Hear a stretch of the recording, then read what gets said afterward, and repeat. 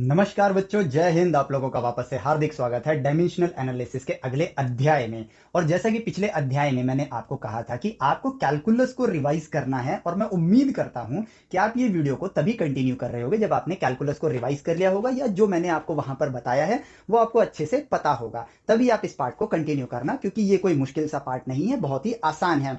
जब भी कभी डेरिवेटिव या इंटीग्रेशन आता है तो हमें डायमेंशनल एनालिसिस किस तरह से करनी है। और एक बहुत इंपॉर्टेंट बात, यहां पर ज्ञान, यहां पर एक बहुत इंपॉर्टेंट लेसन मिलेगा आपको इस वीडियो लेक्चर के खत्म होते होते, कि यदि ज्ञान सही वे में प्राप्त किया जाए तो चीजें एक्चुअली में कितनी आसान हो जाती हैं, और वहां पे हमें घुमा फिरा के चीजों को एक्सप्लेन नहीं करना पड़ता है। बहुत ही साधारण वे में चीजें समझ आ जाती हैं यदि ज्ञान पूरा हो तो। यदि ज्ञान अधूरा होगा तो चीजें कॉम्प्लिकेटेड होंगी। इस बात का ज्ञान आपको आज के इस वीडियो लेक्चर से भी मिलेगा। तो उस चीज के लिए ध्यान से चीजों को देखना। ये वीडियो लेक्चर छोटा ही होगा लेकिन बड़ा ही इंटरेस्टिंग होने वाला है।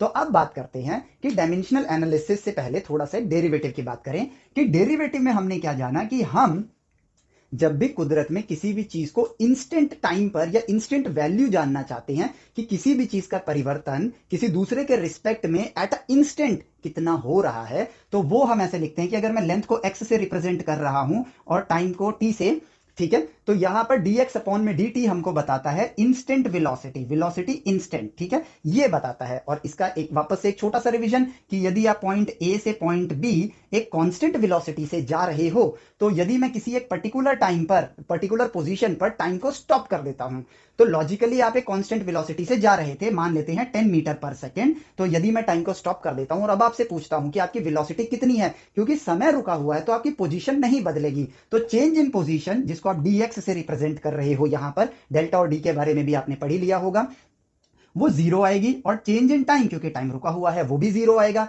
तो इस पॉइंट पर अगर मैं वेलोसिटी के फॉर्मूले का इस्तेमाल करता हूं, उसके समीकरण का इस्तेमाल करता हूं, तो वो निकल कर आता है change in position zero divided by change in time zero. तो क्या इसका जवाब नॉट डिफाइंड होगा? बिल्कुल नहीं, हमने सही ज्ञान प्राप्त किया है। इसका जवाब होगा, हम वास्तविकता को देखकर बताएंगे कि इसकी वेलोसिटी क्या होगी, और वो वेलोसिटी निकल कर आएगी 10 मीटर पर सेकंड, क्योंकि हम जानते हैं ए से बी तक तो वो 10 मीटर पर सेकंड की स्पीड से ही गया है, तो हर पॉइंट ऑफ टाइम पर उसकी वेलोसिटी 10 मीटर पर सेकंड थी। तो ये 0/0 का जवाब आएगा 10 मीटर पर सेकंड, यानी कि यही होगा आपका dx/dt।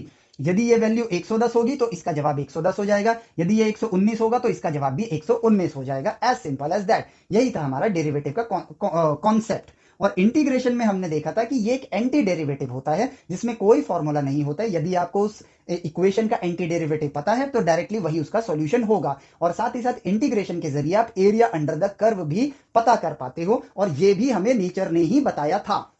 ठीक है, तो यदि मैं देखता हूं कि मेरे पास एक कर्व है, तो उसके अंदर में एफ ऑफ एक्स, यानी कि उसकी लेंथ जो होती है, अगर ये y is equal to F of X है मेरे पास, तो ये जो लेंथ होगी ये एफ ऑफ एक्स होती है। और यहां पे जो डेल्टा एक्स होता है, यानी कि डेल्टा एक्स, और मैं limit delta X approaches to zero करता हूं, तो ये बन जाता है F of X D X. और इन्हीं सब का जब मैं सम करता हूं तो मुझे मिलता है इसके नीचे का सारा एरिया। तो यहां पे मुझे मिल जाता है एरिया अंडर द कर्व। ठीक है, ये वो दो सिद्धांत हैं जो हमने कुदरत से ढूंढे थे, और यही हमें मदद करेंगे डायमेंशनल एनालिसिस में, क्योंकि अब हमारे पास वो ज्ञान है जिसके जरिए हम डायमेंशनल एनालिसिस कर सकते हैं। ठीक है, तो ये बातें आपने, उम्मीद करता हूं कि आप वीडियोस को एक्सप्लोर करके आए होंगे, उन वीडियोस को आपने देखा होगा, और तभी आप आगे के पार्ट को कंटिन्यू करोगे। ठीक है, तो चलो, तो अब बढ़ते हैं आगे। ठीक है, तो हमें पता चल गया कि भाई डेरिवेटिव क्या है।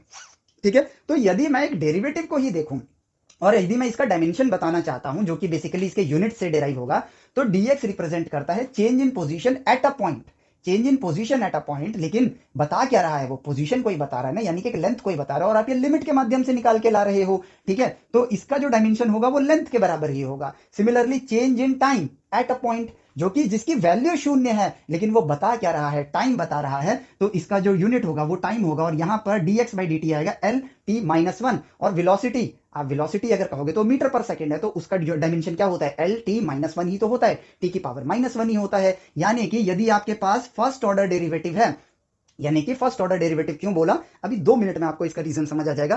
फर्स्ट ऑर्डर डेरिवेटिव है तो वो सिंपली जो dx, जो जिसको भी x जिस चीज को भी रिप्रेजेंट कर रहा है उसका डायमेंशन लिखेंगे। यदि x आपका लेंथ को रिप्रेजेंट कर रहा है तो लेंथ, यदि मास को रिप्रेजेंट कर रहा है तो ये mt-1 हो जाता, ठीक है, क्योंकि t यहां पर टाइम को रिप्रेजेंट कर रहा है। तो बेसिकली वो जिस चीज को भी रिप्रेजेंट कर रहा है, क्योंकि हम x एज अ वेरिएबल किसी को भी रिप्रेजेंट करने के लिए ले लेते हैं ना, तो वो जिसको भी रिप्रेजेंट कर रहा है उसका डायमेंशन यहां पर आ जाएगा, एज सिंपल एज दैट, ठीक है। और यदि मैं बात करूं इंटीग्रेशन की, तो इंटीग्रेशन के अंदर जैसा कि आपने देखा कि इंटीग्रेशन के अंदर आप एक कर्व लेते हो और उसमें जो ये लेंथ होती है ये f ऑफ x को रिप्रेजेंट करती है, f ऑफ x को रिप्रेजेंट करती है, और हमारे पास यहां पर एक डेल्टा x होता है, तो ये बनता है f of x delta x, जिसका आप limit delta x approaches to 0 करते हो तो आपको इस लाइन में कितने पॉइंट्स है ये देखने को मिलता है, और वो बन जाता है f ऑफ x dx, ठीक है। और जब इन सारी लाइनों का आप सम करते हो, उस सम को ही आप इंटीग्रेशन बोलते हो, और वो इंटीग्रेशन बेसिकली क्या था, हमने किन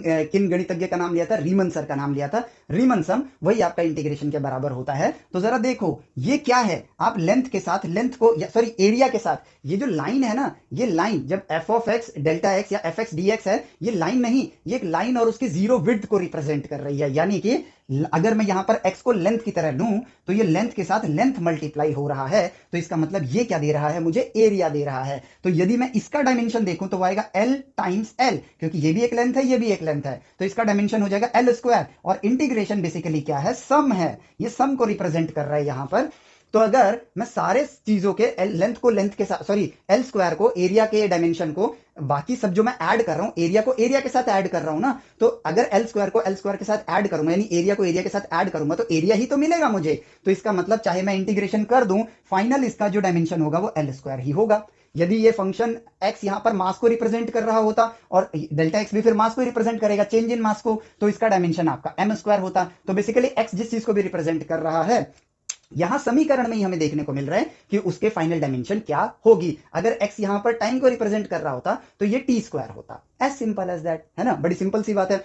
अब बात करते हैं हम यहां पर अगले पार्ट की, जो कि होता है सेकंड ऑर्डर डेरिवेटिव, ठीक है। सेकंड ऑर्डर डेरिवेटिव पे हमें यहां पर देखना होता है, जो कि हम ऐसे देखते हैं कि हमारे पास वेलोसिटी होती है dx बाई dt, लेकिन एक्सीलरेशन होता है dv अपॉन में dt, ठीक है, जिसको हम लिखते हैं d अपॉन में dt, और वेलोसिटी को लिखता हूं dx अपॉन में dt, जो कि ऐसे रिप्रेजेंट किया जाएगा d स्क्वायर x अपॉन में dt स्क्वायर, क्योंकि dt dt दो बार आ रहा है तो dt स्क्वायर, d d दो बार आ रहा है इसलिए d स्क्वायर। तो ये रिप्रेजेंट करने का तरीका है। इसका मतलब बस यही है कि पोजीशन का एक बार डेरिवेटिव निकाला, फिर उस डेरिवेटिव का जो कर्व बना उसका दोबारा डेरिवेटिव निकाला, तो इसको हम सेकंड ऑर्डर डेरिवेटिव बोलते हैं, ठीक है। तो ये हो गया मेरे पास सेकंड ऑर्डर डेरिवेटिव, जो कि एक्सीलरेशन को रिप्रेजेंट कर रहा है। तो फोर्स क्या होगा मेरे पास, मास टाइम्स एक्सीलरेशन, ठीक है। तो यहां पर मास टाइम्स एक्सीलरेशन है, तो मैं यहां इसको ऐसे भी लिख सकता हूं m dv अपॉन में dt, क्योंकि एक्सीलरेशन तो dv अपॉन में dt के बराबर है, और चाहूं तो मैं इसको ऐसे भी लिख सकता हूं m d square x upon में dt स्क्वायर, ठीक है, क्योंकि ये फर्स्ट ऑर्डर डेरिवेटिव है। तो यहां पर देखो क्या होगा, इसका डायमेंशन देखो, पहले इसका डायमेंशन देखो, ये आएगा मास के लिए m, एक्सीलरेशन के लिए lt-2, ठीक है। इसका डायमेंशन क्या आएगा, मास के लिए तो m आ जाएगा, वेलोसिटी के लिए क्या आएगा, l अपॉन में t आएगा, और डिवाइड बाई टाइम है तो मल्टीप्लाई 1 अपॉन टाइम का डायमेंशन क्या आएगा, t आएगा, तो ये हो जाएगा mlt-2, जो कि देखो एग्जैक्टली सेम निकल कर आ रहा है। इसका मतलब जो हमने अभी ऑब्जर्व किया था वो ज्ञान एकदम सही है। तो फर्स्ट ऑर्डर डेरिवेटिव में सिंपली वो जिसको रिप्रेजेंट कर रहा है, यहां पर वो वेलोसिटी को रिप्रेजेंट कर रहा है तो l upon T, denominator dt time को रिप्रेजेंट कर रहा है तो 1 अपॉन टी, क्योंकि डिनोमिनेटर में इसलिए 1 अपॉन टी लिख दिया मैंने, और फाइनल डायमेंशन वो आ गया।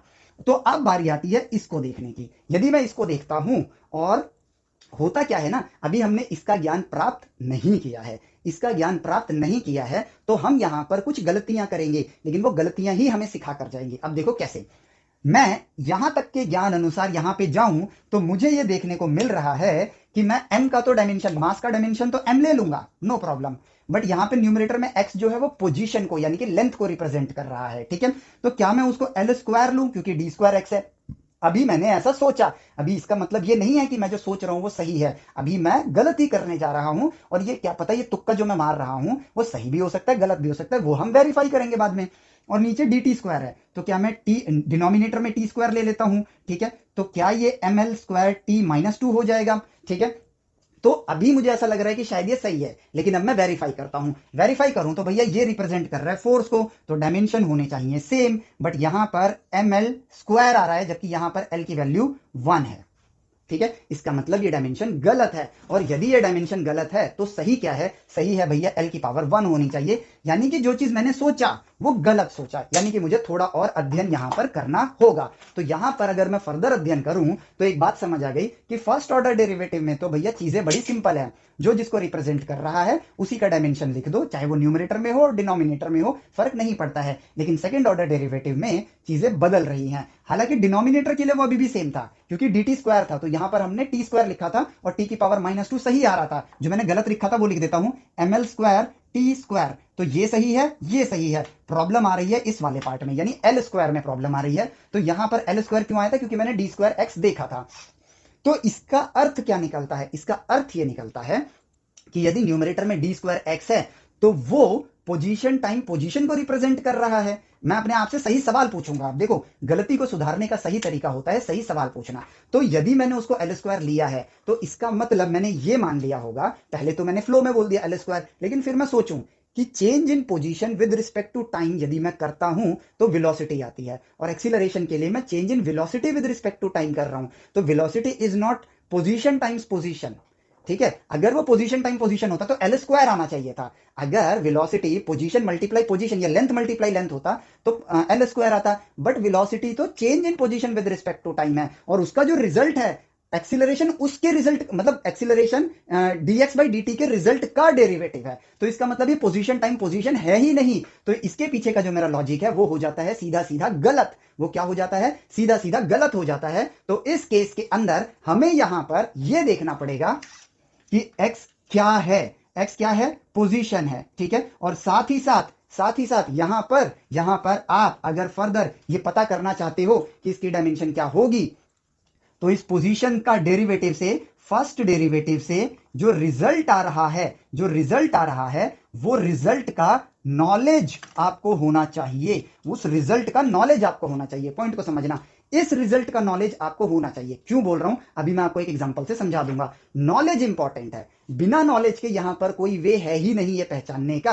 हाँ, हम कोई ट्रिक बना सकते हैं, ठीक है, बट वो ज्ञान नहीं होता है। बट ज्ञान यहां पर ये कह रहा है कि आपको इस एक्स के फर्स्ट डेरिवेटिव का ज्ञान होना चाहिए कि उससे क्या बन रहा है। और वो ज्ञान आप ऐसे भी निकाल सकते हो कि भैया ये फर्स्ट डेरिवेटिव है, ये फर्स्ट डेरिवेटिव है। तो यदि मुझे पता है कि एक्स क्या है, यदि पता है मुझे x क्या है, तो मैं इसका फर्स्ट डेरिवेटिव को ऑब्जर्व करूंगा dx अपॉन में dt, ठीक है, जो कि ऑब्वियसली मेरे पास आ रहा होगा, ठीक है, लेंथ अपॉन में t, ठीक है, लेंथ अपॉन में टाइम आएगा, ठीक है, l अपॉन में t आएगा। तो अगर मैं इसका डेरिवेटिव कर रहा हूंगा तो ये रिप्रेजेंट कर रहा है वेलोसिटी को, यानी कि ये नॉलेज हो गई। इसका फर्स्ट डेरिवेटिव क्या दे रहा है उसकी नॉलेज मिल गई मुझे। और अगर मैं लेंथ और टाइम को वापस से डेरिवेटिव करूंगा, जब मैं इसका वापस से डेरिवेटिव करूंगा तो मुझे क्या मिलेगा? एक्सीलरेशन, जो कि होगा LT -2, सॉरी LT +2 होगा, यहां पर LT -2 ऊपर जाएगा तब -2 होगा, ये मिलेगा। तो इस नॉलेज के बेसिस पर मैं ये बता सकता हूं कि इसका जो डायमेंशन होगा वो सिर्फ L होगा, ठीक है। और फिर फर्दर एनालिसिस करूंगा मैं तो मुझे एक चीज देखने को मिलेगी, पैटर्न। नेचर में और गणित के अंदर हर चीज में पैटर्न्स एग्जिस्ट करते हैं। उस पैटर्न को अगर मैं देखूं तो यहां पर मुझे क्या देखने को मिलेगा? यहां मुझे ये चीज देखने को मिलेगा। अगर आपने फर्स्ट डेरिवेटिव किया है, ठीक है, तो ऊपर वाले का डायमेंशन L है, अगर x लेंथ को रिप्रेजेंट कर रहे हैं, नीचे का डायमेंशन T है। आपने सेकंड डेरिवेटिव किया है, ठीक है, तो यहां पर जो x है ना, ठीक है, ये x किसको रिप्रेजेंट कर रहा है? लेंथ को। तो उसकी डेरिवेटिव आपके लिए उसका जो डायमेंशन आएगा वो L ही आएगा, बट नीचे वो dt स्क्वायर है तो उसका डायमेंशन यहां पर t स्क्वायर आएगा। अगर आपने थर्ड डेरिवेटिव किया है, ठीक है, थर्ड डेरिवेटिव किया है तो इसका डायमेंशन आएगा x का ही जो डायमेंशन है बस वो आएगा, और t क्यूब आएगा, ठीक है, वो क्या आएगा? t क्यूब आएगा यहां पर। ये चीज आप ऑब्जर्व करोगे और आपको पता है कि अगर ये ऑब्जर्व मैं कर सकता हूं तो आप भी कर सकते हो। और यदि आप ऑब्जर्व कर सकते हो तो कैसे करोगे? सेट्स का ज्ञान लिया है, रिलेशन फंक्शन का ज्ञान लिया है, डेरिवेटिव करो, ठीक है, डेरिवेटिव करो और उसके यहां पर आप कुछ डेरिवेटिव्स लो, x की पावर 3 तक के डेरिवेटिव्स लो, ठीक है। और या फिर जब आप धीमे धीमे ज्ञान बढ़ाते जाओगे तो ये ऑब्जर्वेशन करने के लिए आप रेडी होते जाओगे। फंक्शंस लो, विद रिस्पेक्ट टू टाइम ले लो किसी भी फंक्शन को, उसका डेरिवेटिव करो, first derivative, second derivative, third derivative, fourth derivative, और जो रिजल्ट जो उसके डायमेंशंस हैं वो बिना डेरिवेटिव के जो उसका रिजल्ट आ रहा है, जो रिजल्ट आ रहा है रिजल्ट से उसके डायमेंशन लिखो और उनको मैप करो इनके रिजल्ट के साथ कि फर्स्ट के साथ क्या था, सेकंड डेरिवेटिव के साथ क्या था, थर्ड के साथ क्या था। और फिर आपको जो चीज देखने को मिलेगी कि न्यूमरेटर में सिर्फ L ही आ रहा होगा, वेरस डिनोमिनेटर में T स्क्वायर T क्यूब आ रहा होगा। और यहीं से मैप हो जाता है और इन्हीं चीजों को एक गणितज्ञ पैटर्न ढूंढने के लिए बनाता है और हम एजुकेटर्स इन चीजों को ट्रिक्स बना देते हैं, ठीक है, और फिर वो याद कराते हैं और कहते हैं बस ये ट्रिक याद कर लो आपका क्वेश्चन सॉल्व हो जाएगा। बट वो ज्ञान नहीं है, ट्रिक कभी भी ज्ञान नहीं हो सकता है। इन पैटर्न्स को ढूंढना ज्ञान है, लेकिन उन पैटर्न्स को ही पढ़ के क्वेश्चन सॉल्व कर देना, पैटर्न्स को याद करके क्वेश्चन सॉल्व कर देना, वो ज्ञान नहीं है। याद रखना, मैंने आपको बताया है, जर्नी ज्ञान होता है, एंड रिजल्ट ज्ञान नहीं होता है। एंड रिजल्ट का तो आपकी लाइफ में कोई रोल ही नहीं है। जर्नी आपको सोचना सिखाती है, ठीक है, फॉर्मूलाज आपको सोचना नहीं सिखाते हैं। जब आप जर्नी एक्सप्लोर करोगे तो ज्ञान मिल ही जाएगा और फॉर्मूले तक भी पहुंच ही जाओगे, तो आपके काम फॉर्मूला भी आ जाएगा, क्योंकि आपको पता है वो जर्नी क्या है और आप सोचना भी सीख चुके हो। आपने जर्नी एक्सप्लोर करी है और आपको उस फॉर्मूले की अहमियत भी पता होगी। इसलिए एक्सप्लोर करो सेट्स, रिलेशन, फंक्शन, इनका जो ज्ञान है, सेट बनाओ इनके, मैप करो इन्हें, जो दिख रहा है वही सत्य है और जो दिखता है वही सत्य है और उसी के जरिए हम अपने कंक्लूजन तक पहुंचते हैं, ठीक है। तो यहां पर ये चीज हमें देखने को मिलेगी और ये काम होता है आपका, ठीक है। अब देखो, अब बढ़ते हैं हम थोड़ा सा आगे।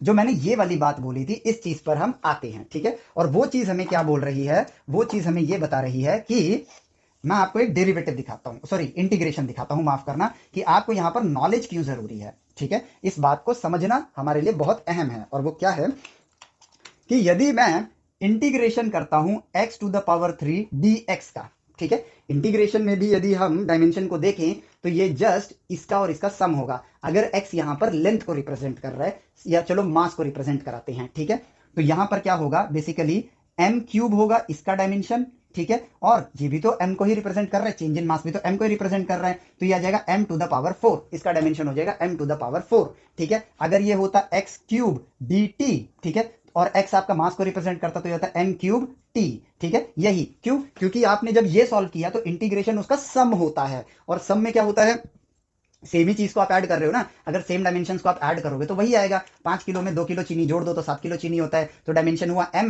Plus m is equal to 2m, नहीं m होगा, जो कि लास्ट वीडियो लेक्चर में मैंने आप लोगों को बताया था, ठीक है। तो क्योंकि आप ऐड कर रहे हो, वो नॉलेज यहाँ काम आई ना, तो जो इसका डायमेंशन है वही इसका डायमेंशन होगा, काम खत्म, ठीक है। लेकिन कैच यहां पर ये निकल कर आता है कि अब हमसे एक सवाल पूछ लिया जाएगा कुछ इस तरीके से, और ये सवाल पूछे जाते हैं जेईई एडवांस के अंदर, integration of 1/1 minus X square dx, ठीक है। अब ये क्यों पूछा जाएगा, क्योंकि भैया इस चीज का ज्ञान, ये फॉर्मूला आपकी एनसीईआरटी में है, आप यूज करते ही हो, साइन इनवर्स एक्स का जो डेरिवेटिव होता है वो यही होता है, ऑब्वियसली आप पढ़ते ही हो। बट हमारे पास होता है रटा रटाया ज्ञान, और रटा रटाया ज्ञान हमेशा प्रॉब्लम क्रिएट करता है, क्योंकि एक साधारण सा क्वेश्चन आपके लिए जेईई एडवांस का क्वेश्चन बन जाता है, ठीक है। क्यों बनता है, क्योंकि आपको इसका डायमेंशन बताना है, ठीक है। तो आप यहां पर कहोगे कि यार इसका एंटी डेरिवेटिव यदि आपको पता होगा तो आप इसको लिखोगे साइन इनवर्स एक्स, ठीक है, ये लिख दोगे। लेकिन वो लोग क्या करेंगे, यहां पर एक नंबर डाल देंगे, ठीक है, या यहां पे डाल देंगे के और यहां पर डाल देंगे ए, ऐसा कर देंगे। अब आप यहां पर कंफ्यूज हो गए, तो या फिर आप एक लंबी प्रक्रिया से पहले इसका एंटी डेरिवेटिव ढूंढोगे, फिर उसका इंटीग्रेशन बताओगे। अब देखो बात ये आती है कि चलो आपको इसका एंटी डेरिवेटिव पता था, इस केस को भी ले लेते हैं, ठीक है, इस केस को भी ले लेते हैं, आपको एंटी डेरिवेटिव पता था, तो आपके पास साइन इनवर्स एक्स आएगा। अब यदि आपके पास साइन इनवर्स एक्स का ही ज्ञान नहीं है तो भी आप फंस गए, नॉलेज, यानी कि डायमेंशन आप तभी बता सकते हो जब आपके पास उसका ज्ञान होगा। तो साइन इनवर्स एक्स का ही ज्ञान नहीं है तो हम फंस गए। और इसका भी ज्ञान क्यों नहीं होता है, क्योंकि हम लोग छोटी छोटी चीजों को मिस कर जाते हैं। इसका ज्ञान हमें कहां से मिला था, जब हमने पाई की खोज करी थी। जब हमने पाई की खोज करी थी तो हमने एक नए टाइप के एंगल को ढूंढा था सर्कल में, जो कि हम ऑलरेडी डिस्कस कर चुके हैं कि रेडियस और आर्क लेंथ आपका एस था और ये एंगल थीटा था, तो थीटा आया था आपका एस अपॉन में आर, ठीक है। एस किसको रिप्रेजेंट कर रहा है, लेंथ को रिप्रेजेंट कर रहा है, डायमेंशन एल, रेडियस क्या है, एक लेंथ है एल, तो ये हो जाता है एल की पावर 0, यानी कि एक वैल्यू इसकी 1 हो जाती है, यानी कि एक डायमेंशन लेस चीज हो जाती है, जिसमें भी M to the power 0, L to the power 0, T to the power 0, इन चीजों को हम कहेंगे डायमेंशन लेस, ठीक है। तो जो एंगल है, ये वाला एंगल जो निकालते हैं हम लोग रेडियन में, वो एक डायमेंशन लेस चीज होती है। और साइन इनवर्स एक्स जो है वो अगर ज्ञान नहीं होगा तो आपको पता ही नहीं चलेगा कि भैया ये तो एंगल को रिप्रेजेंट कर रहा है, और क्योंकि ये एंगल को रिप्रेजेंट कर रहा है in radian, angle in radian, तो ये क्या होगा, डायमेंशन लेस होगा। क्या होगा, डायमेंशन लेस होगा। और यहां पर इसको देख के आइडिया नहीं लग रहा है कि ये डायमेंशन लेस होगा, और ये छोटी सी चीज हमारे लिए मुश्किल हो जाएगी। लेकिन अब यहां पर हम इसको ऐसे भी नहीं बताएंगे, हम यहां पर और सोफिस्टिकेटेड चीजों में जाते हैं कि use dimensional analysis to find its dimension. हम ये लिख देंगे और क्वेश्चन को बना देंगे और ज्यादा टफ, ठीक है, लेकिन वो टफ तब भी नहीं बनेगा। यदि नॉलेज होगी तो वो आसान ही रहेगा। और अब देखो कैसे, ठीक है, हम इस क्वेश्चन को कुछ इस तरीके से सॉल्व करेंगे कि हो जाएगा वन तो नहीं लेंगे, dx का डायमेंशन हमने ट्रिक सिखा रखी है, l बोल देंगे, divide by under root of 1 minus x का डायमेंशन क्या लेंगे हम, l स्क्वायर लेंगे, और फिर ये बोलेंगे कि यदि 1 माइनस एल स्क्वायर होता है, या कुछ भी तर्क दे देंगे, ठीक है, और कहेंगे तो इसलिए यहां पे 1 का डायमेंशन भी l स्क्वायर होगा। क्यों होगा नहीं पता है, बस होगा, ठीक है। और फिर हम कहेंगे कि ये l अपॉन में L square minus L square होगा, अंडर रूट है तो ये एल अपॉन में एल बचेगा, तो यहां पर आ जाएगा 1, यानी कि ये डायमेंशनलेस होता है। और फिर हम इसको मार्केट करेंगे जेई एडवांस के क्वेश्चन के तौर पे कि देखो भाई जेई एडवांस का क्वेश्चन है, और इससे ही मिलता जुलता question S C Verma sir की बुक में भी है, ठीक है। तो यहां गलती क्या हुई, यहां गलती ये हुई कि हमें जब भी कभी किसी चीज का पूर्ण ज्ञान ना मिले, क्यों, ये क्यों का जवाब हमारे पास है नहीं है, कि हमने इस 1 के डायमेंशन को एल स्क्वायर क्यों लिया।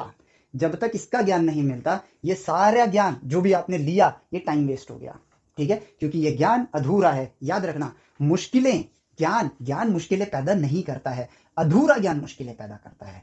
इस बात को हमेशा याद रखना, ज्ञान आपकी राह को आसान बनाता है, अधूरा ज्ञान और कोई ज्ञान नहीं, ठीक है, आपकी राह को मुश्किल बनाता है, ठीक है, ये बात ध्यान रखना। और जीरो नॉलेज, ठीक है, अधूरा नॉलेज और पूर्ण नॉलेज, ठीक है, ध्यान से सुनना। जीरो नॉलेज, ये जीरो है ओ नहीं है, ठीक है, जीरो नॉलेज से भी आपकी लाइफ में इतना स्ट्रेस नहीं आएगा। पूरी नॉलेज से तो आपकी लाइफ एकदम मक्खन, बहुत ही सुंदर लाइफ होगी आपकी, बड़ी मजेदार लाइफ होगी अगर पूरी नॉलेज लोगे तो। आपकी लाइफ को नर्क बनाता है अधूरा ज्ञान, अधूरी नॉलेज। क्यों? क्योंकि जीरो नॉलेज होती है ना, तो आप उस स्ट्रगल के रास्ते पे, उस राह पर आगे ही नहीं बढ़ते हो।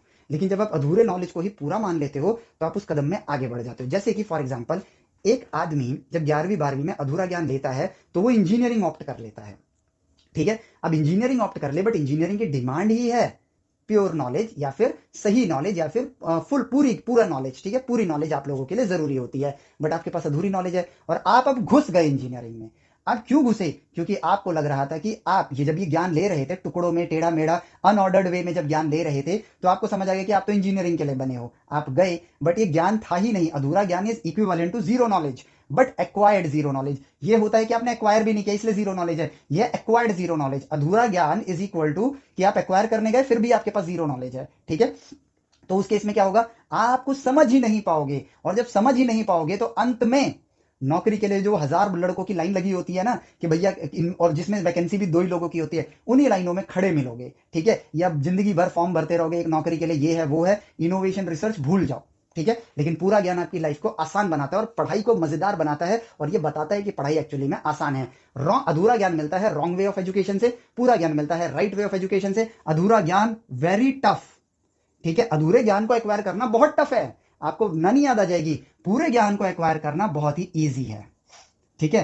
सेल्फ डिपेंडेंट होता है इंसान, और सेल्फ लर्नर भी बनता है, इससे अंत में बाई प्रोडक्ट ये निकलता है, ठीक है। अधूरे ज्ञान की वजह से आपकी जर्नी हो जाएगी ज्यादा टफ, और जीरो नॉलेज से आप उस जर्नी पे जाओगे ही नहीं, तो आप जितने में हो उतने में संतुष्ट हो, खुश हो, आपकी जिंदगी नॉर्मली कट रही है, ठीक है। आपको पता है कि आप अपनी जिंदगी में कहां स्टैंड करते हो जीरो नॉलेज के साथ भी। तो जीरो नॉलेज आपकी लाइफ को ज्यादा नर्क नहीं बनाती, हालांकि आपको इवोल्यूशन भी नहीं देगी, बट नर्क भी नहीं बनाएगी। पूरी नॉलेज आपको इवोल्यूशन देगी, आपको एक ऐसा इंसान बनाएगी जिसका नाम सुनहरे अक्षरों में लिखा जाएगा। जब आप भविष्य में गुजर जाओगे तो इतिहास के पन्नों में लिखा जाएगा, यानी भविष्य में आने वाले इतिहास के पन्नों में लिखा जाएगा, जब आपके पास पूरा ज्ञान आप लोगे, जो कि ईजी है, आपको खुद पर निर्भर कराती है, सेल्फ लर्नर बनाती है। अधूरा ज्ञान आपको जिंदगी में कुछ हासिल नहीं कराएगा, और ये बहुत टफ भी है।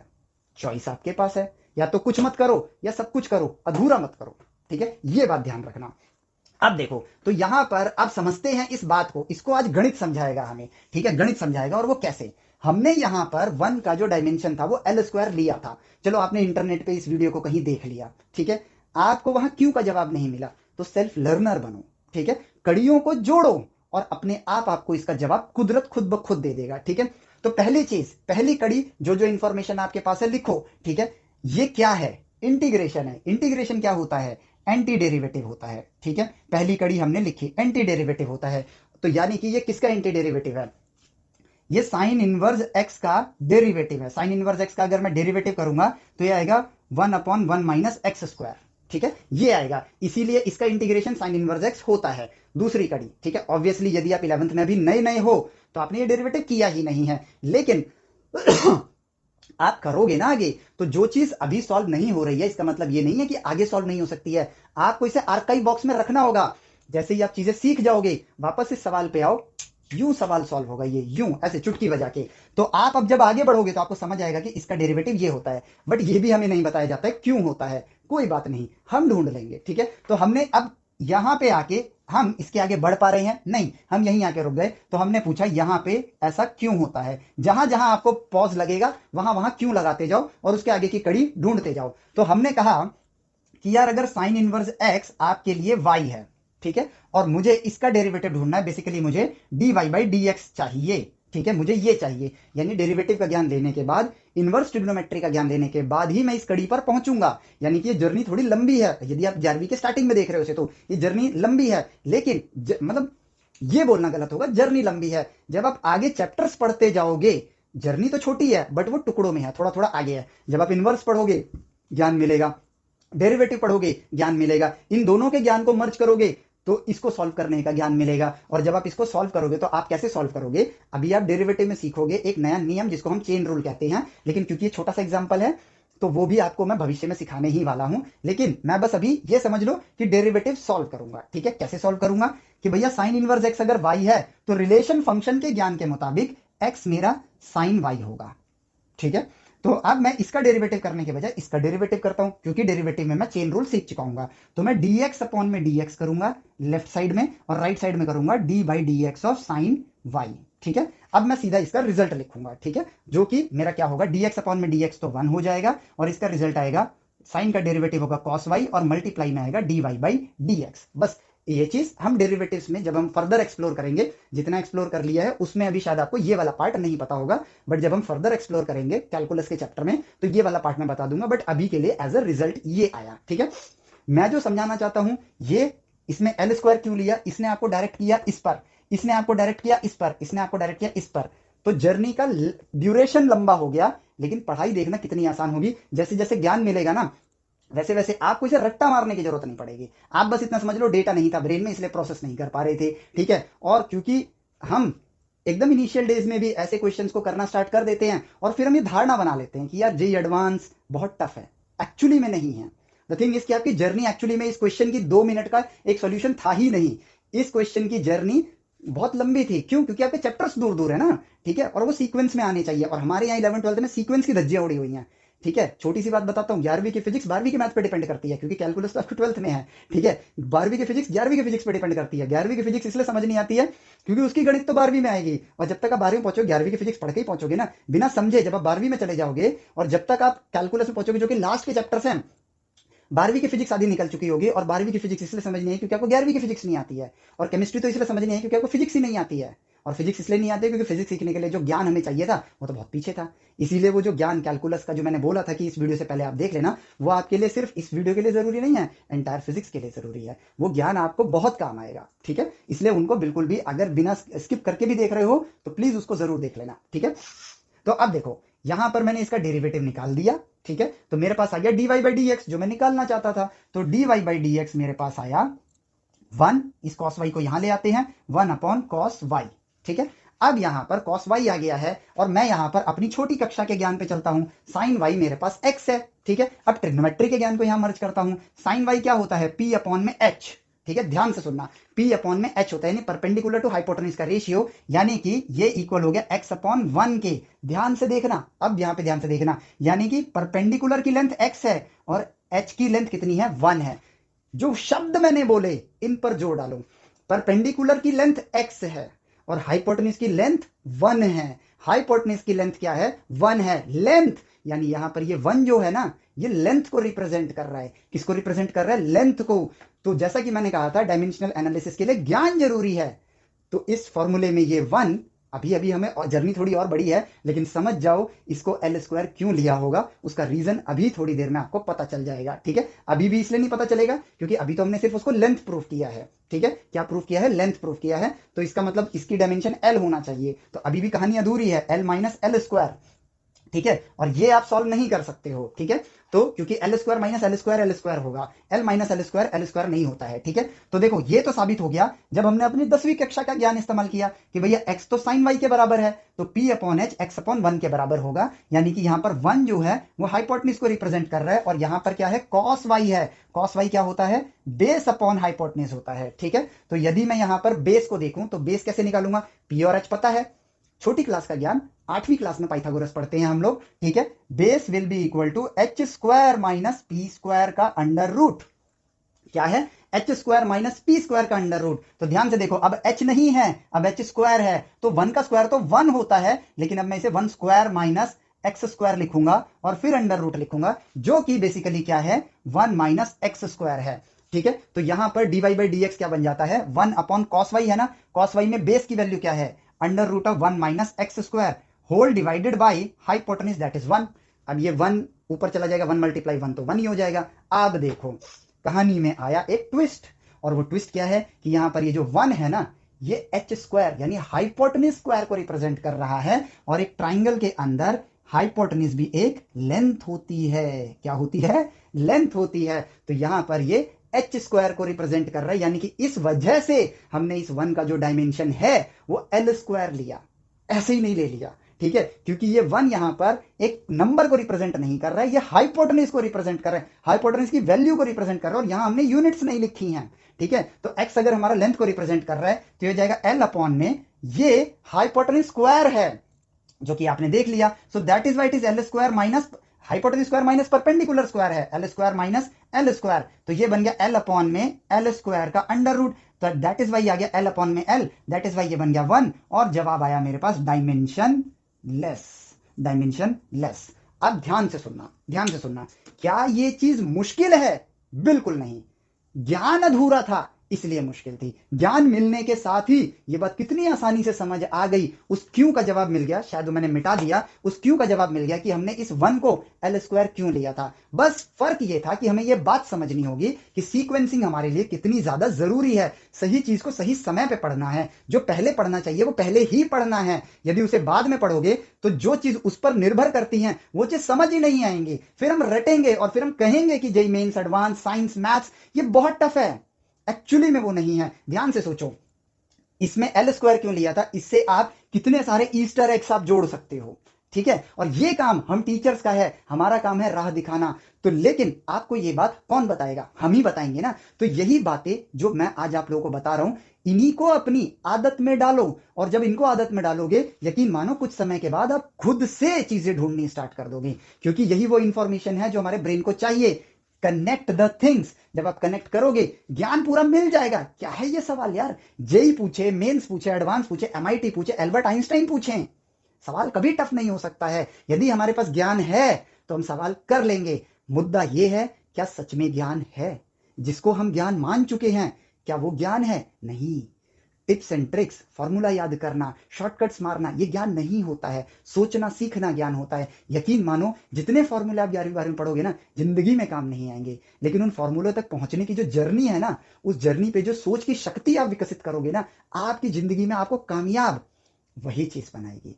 इसलिए एंड रिजल्ट्स को याद मत करो, ठीक है। हालांकि हमारे सवाल ऐसे पूछे जाते हैं कि याद करना होता है, बट द थिंग इज याद क्यों करना है, जर्नी को एक्सप्लोर करके मैं उसको डिस्कवर कर लूंगा, और जर्नी जब मैंने एक्सप्लोर करी होगी ना तो वो अपने आप याद रहेगा, आप टेंशन मत लो, क्योंकि जब आप एक्सप्लोर करके जाते हो ना, साइंस ऑफ ब्रेन बता रहा हूं, आपका ब्रेन प्रीवियस इंफॉर्मेशन और नई इंफॉर्मेशन के बीच में तारे जोड़ देता है, न्यूरोजेनेसिस कर देता है, इसलिए वो हमेशा याद रहता है। बट जब आप सीधा याद करते हो तो प्रीवियस इंफॉर्मेशन नई इंफॉर्मेशन जब आपके मिक्स्ड क्वेश्चन आते हैं तो आप इनके बीच के कनेक्शन है ही नहीं, तो आप ब्रेन में कैसे प्रोसेस करोगे उस डेटा को। आप इस इंफॉर्मेशन को सोच रहे हो और इस इंफॉर्मेशन को देख रहे हो, इन दोनों के बीच में कोई न्यूरॉन्स कनेक्टेड नहीं है, तो क्या आपका ब्रेन यहां से यहां तक सिग्नल भेज पाएगा, नहीं भेज पाएगा, तो आप सोच ही नहीं पाओगे, जो चीज है ही नहीं आपके पास। यदि मैं कहूं कि आपके पास अभी बर्गर नहीं है तो क्या आप बर्गर खा पाओगे। सिमिलरली अगर दो इंफॉर्मेशन के बीच में आपका मैपिंग ही नहीं है ब्रेन के अंदर, तो क्या वो कनेक्शन बना पाओगे जब जरूरत होगी, नहीं बना पाओगे। और ये मैपिंग तभी बनती है जब आप जर्नी एक्सप्लोर करते हो, ना कि बस एंड रिजल्ट याद करते हो। एंड जब आप एंड रिजल्ट याद करते हो ना, तो इंफॉर्मेशन की बॉम्बिंग हो जाती है, इतनी सारी इंफॉर्मेशन ब्रेन में तो आ गई, बट कोई भी आपस में कनेक्टेड ही नहीं है। लेकिन जब वो कनेक्टेड होती है ना, तो हमारे ब्रेन को वो एक इंफॉर्मेशन जैसी लगती है, ठीक है, कि यार ये इसके साथ जुड़ा है, ये इसके साथ जुड़ा है, तो ये सब एक हैं, अलग अलग नहीं है। तो ब्रेन को सब चीजों को याद करने की तकलीफ नहीं लेनी पड़ती है। इंफॉर्मेशन जब आती है तो मैप होना चाहती है, बट बिना मैपिंग के अगर देखो मैप हो जाता है ना, तो वो लाइफ लॉन्ग मेमोरी बन जाती है। बट मैप नहीं होता तो दिमाग इतने सारे न्यूरॉन्स जो हैं वो बिना तारे बिखरी हुई है, उनको क्या करेगा, डिलीट करता जाएगा, डिलीट करता जाएगा। इसलिए रटी हुई चीज हमारा ब्रेन भूल जाता है। ये ब्रेन की साइंस बता रहा हूं, अपने हिसाब से मैं कुछ नहीं बोलता हूं। मेरा हमेशा ये मानना है कि इंसानों का दिया हुआ तर्क गलत हो सकता है, साइंटिफिक तर्क हमेशा सही होते हैं, क्योंकि वो ऑब्जर्व्ड हैं, नेचर में इन चीजों को देखा गया है, पाया गया है, तभी इन चीजों को बताया जा रहा है। तो ये जो वाक्य मैं बोल रहा हूं, ये साइंस ऑफ ब्रेन है। इसलिए चीजों को कनेक्ट करो, साइंस बहुत आसान है। इसी जर्नी को एक बार फिर से देखो। एल स्क्वायर क्यों लिया, नहीं पता था ना, एक सवाल खड़ा कर लो अपने अंदर और इसको अपने आर्काइव बॉक्स में रखो। अगर हम देखें हमें कोई बताने वाला नहीं है तो भी ठीक है, अपने आर्काइव बॉक्स में रखो, फिर आगे बढ़ो, क्योंकि आपकी आगे की जर्नी अभी बहुत लंबी है। इंजीनियरिंग करना है, मास्टर्स वगैरह करोगे, रिसर्च करोगे, वहां पर तो आप ऐसी चीजें खोजोगे ना जो किसी को भी नहीं पता है। शायद उसका डाउट लेके आप किसी के पास जा भी नहीं सकते हो, क्योंकि वो तो पूरी दुनिया में किसी को नहीं पता है जो आप खोजना चाहते हो, ठीक है ना, किताबों में मिलेगा। तो आप ऐसे ही तो अपने ज्ञान जो आज जो ये ऑब्जर्व कर रहे हो, ये ज्ञान उस दिन काम आएगा ना, ठीक है। कैसे काम आएगा, आपको पता है कि इसके पीछे कोई रीजन होगा, it just I don't know the reason. यहां से बड़े आपने इनवर्स ट्रिग्नोमेट्री सीखी, आपको याद है क्या, डायमेंशन एनालिसिस में एक ऐसा फॉर्मूला था जिसका डायमेंशन निकालने में एल स्क्वायर की दिक्कत थी, क्योंकि मैंने आर्काइव में रख रखा है, अपने एक साइड में एक बॉक्स में अपने ब्रेन के अंदर बना के रख रखा है, या पेपर पे नोट करके रखा हुआ है, ठीक है। जो चीजें मुझे ढूंढनी है, अभी तक नहीं ढूंढ पाया हूं, वो मेरी आंखों के सामने चिपकी रहनी चाहिए। इसलिए नहीं कि मुझे उन्हें रटना है, ठीक है, इसलिए कि अभी इसकी खोज बाकी है, कनेक्शन अभी पूरे नहीं हुए हैं, इसलिए रखना है, ठीक है। इसके लिए जब मैंने डेरिवेटिव का ज्ञान ले लूंगा, इनवर्स ट्रिग्नोमेट्री का ज्ञान ले लूंगा, ठीक है, और ट्रिग्नोमेट्री का तो मैं प्रीवियस क्लास में ले चुका हूं, पाइथागोरस तो प्रीवियस क्लास में ले चुका हूं। जब सब जुड़ेंगे तो इसका अर्थ निकल कर आ जाएगा कि यहां पे वन का डायमेंशन एल स्क्वायर क्यों लिया था, ठीक है। और वो क्यों जैसे ही पता चलेगा, अब आपके पास इस तरह के सवाल क्या होंगे, बहुत ही आसान हो जाएंगे, यूं चुटकी बजा के ये सॉल्व हो जाएंगे। आप सोचते हो कि फर्स्ट डे ही, सोचते नहीं हो, आपको ऐसे सोचने की आदत डलवा दी गई है कि यार अगर ये पहले चैप्टर में है तो पहले चैप्टर पढ़ने के बाद मेरे से ये क्वेश्चन हो क्यों नहीं रहा है, क्योंकि ये क्वेश्चन पहले चैप्टर का है ही नहीं, ये शायद आपके ईयर एंड का क्वेश्चन था। ये क्वेश्चन ईयर एंड का था, जहां आपको बहुत सारा ज्ञान एक साथ यूज करना था। पॉइंट समझ आया, यही बात है। तो चीजें मुश्किल है ही नहीं। डायमेंशनल एनालिसिस यदि आपको इंटीग्रेशन और डेरिवेटिव का करना है तो dv अपॉन में dt है, तो न्यूमरेटर का डायमेंशन और डिनोमिनेटर का डायमेंशन एज इट इज करो। सेकंड डेरिवेटिव है तो आपको इंफॉर्मेशन चाहिए कि वो किसका डेरिवेटिव है, ठीक है। वो नॉलेज नहीं होगी तो आप डेरिवेटिव नहीं कर पाओगे। अदरवाइज एक पैटर्न हमने देखा है कि डी स्क्वायर वी अपॉन में डी टी स्क्वायर होगा, तो इसका डायमेंशन होगा वी का डायमेंशन, जो कि एल टी माइनस वन है, और नीचे टी स्क्वायर आएगा तो आ जाएगा एल टी माइनस थ्री, ठीक है। ये होगा, और ये ट्रिक नहीं है, आपको सेट्स का और जो इसका ज्ञान दिया है उसको यूज करने का वक्त आ गया है। आप मल्टीपल एग्जांपल्स देखोगे, फिर इन्हें मैप करोगे और आपको ये चीज देखने को मिलेगी। दिस इज अ पैटर्न जो आपको नेचर में ऑब्जर्व करके डिस्कवर करना है, ना कि ट्रिक की तरह याद करना है। जो चीजें ट्रिक की तरह बताई जाती है ना, वो वैज्ञानिकों ने खोजी होती हैं, ठीक है, देखने के लिए कि नेचर में पैटर्न्स अवेलेबल होते हैं, वो ज्ञान के लिए खोजते थे। और हम आपको उनके ज्ञान को यूज करके इस तरह से आपको दे रहे हैं, इस तरह से बेच रहे हैं आपको कि आप अज्ञानी बन जाओ। तो इससे बड़ा पाप हम क्या कर सकते हैं, इससे बड़ा पाप और कुछ नहीं हो सकता है कि उनकी मेहनत को हमने गलत काम में इस्तेमाल कर लिया। जिसके जरिए हम आपको ज्ञानी बना पाते, उसके जरिए ही हम आपको ज्यादा ज्ञानी बना रहे हैं। आप सोचना नहीं सीखोगे ना, कभी खुद पर डिपेंड नहीं करोगे, कभी सेल्फ लर्नर नहीं बनोगे। और जो खुद पे निर्भर नहीं कर सकता है, जो खुद से ज्ञान हासिल नहीं कर सकता है, जो खुद के दम पे प्रॉब्लम के सोल्यूशन नहीं ढूंढ सकता है, वो पूरी जिंदगी एक नौकरी के लिए गिड़गिड़ाएगा ही ना। बड़े जो उसका सीनियर होगा उसकी गालियां ही खाएगा ना, क्योंकि उसे पता है कि अगर नौकरी गई तो खाने के लिए रोटी भी नहीं मिलेगी। आपकी इमेज, आपकी इज्जत, आपकी रेपुटेशन, आपका नाम सुनहरे अक्षरों में लिखा जा सकता है ज्ञानी बनोगे तो, और वरना तो कौन पूछने वाला है। रहोगे इस मैट्रिक्स की भीड़ में, मैट्रिक्स का पार्ट बन के। एक उम्र के बाद न्यूरोजेनेसिस बंद हो जाएगा, उसके बाद आप लोग मैट्रिक्स में जैसे लोग आज आप दिख रहे हैं, आपको दिख रहे हैं ना, वैसे ही इंसान आप बन जाओगे। क्योंकि आज जो ये हमारे एजुकेशन सिस्टम में लोग मौजूद हैं, ये भी कभी बच्चे थे, इनको भी वो ज्ञान नहीं मिला, तो ये भी उन्हीं की तरह बन गए। इस साइकिल को तोड़ना जरूरी है, और वो एनवायरमेंट से ही टूटेगा। एनवायरमेंट जब ज्यादा से ज्यादा लोग राइट वे में सोचना स्टार्ट करेंगे, तभी ये लूप टूटेगा, ठीक है। हिंट देता हूं, ओरोबोरस स्नेक, उसी की तरह है हम लोग। ओरोबोरस स्नेक सर्च करना और स्टडी करना, और इस हिंट को सोचते रहना, ठीक है, सोचते रहना, क्योंकि ये आपको बहुत लंबे समय तक चीजें समझाता जाएगा, कनेक्ट करता जाएगा। मैप करो सेट्स रिलेशन फंक्शन की तरह ओरोबोरस स्नेक को डिफरेंट डिफरेंट सिचुएशंस के साथ मैप करो, बहुत ज्ञान मिलेगा। मैंने सिर्फ इस ओरोबोरस स्नेक को सोच सोच के बहुत चीजों को मैप किया है, ज्ञान लिया है।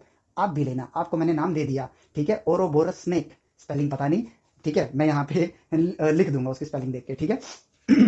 So this is the thing, ठीक है। अगर डेरिवेटिव है तो, अगर फर्स्ट ऑर्डर डेरिवेटिव है एज इट इज, इंटीग्रेशन है एज इट इज जाएंगे। इस तरह के क्वेश्चन है तो ज्ञान चाहिए, क्योंकि यहां पर वन का भी एक डायमेंशन लिया गया था, तो ज्ञान चाहिए। ऑब्वियसली आपको कैसे पता चलेगा अभी और ज्ञान चाहिए? भैया चैप्टर 1 पढ़ रहे हो ना, डेरिवेटिव पढ़ा है ना, इंटीग्रेशन पढ़ा है, तो ऑब्वियसली जब वो पढ़ लेंगे तब ये क्वेश्चन करेंगे। अभी माथा नहीं फोड़ना है मुझे, ठीक है, अभी ये वक्त नहीं है इसको पढ़ने का। ऑब्वियसली इंटीग्रेशन जब मैंने पढ़ाई नहीं है तो क्या क्या मतलब बनता है अभी इसे सॉल्व करने का? जब पढ़ लूंगा तब करेंगे। लेकिन अगर आप मेरे सीक्वेंस को फॉलो करते आ रहे हो तो अभी कर सकते हो, क्योंकि हमने इंटीग्रेशन वगैरह पढ़ लिया है और मैंने आपको इसका राज भी बता दिया है, ठीक है। तो अब आप सोचना, सोचना सीखना ही असली शिक्षा होती है। मैं जो बोर्ड पे लिख रहा हूं, इनको कॉपी में नोट करना कोई शिक्षा नहीं है। इसको उसको टाइम वेस्ट कहेंगे, नोट्स बनाना टाइम वेस्ट होता है, ठीक है। आपने जो ग्रैब किया है ना अपने ब्रेन में, उसको जब आप एनालिसिस के फॉर्म में लिख रहे होते हो, वो काम की लिखावट होती है। सुन सुन के लिखना ये टाइम वेस्ट है, ठीक है।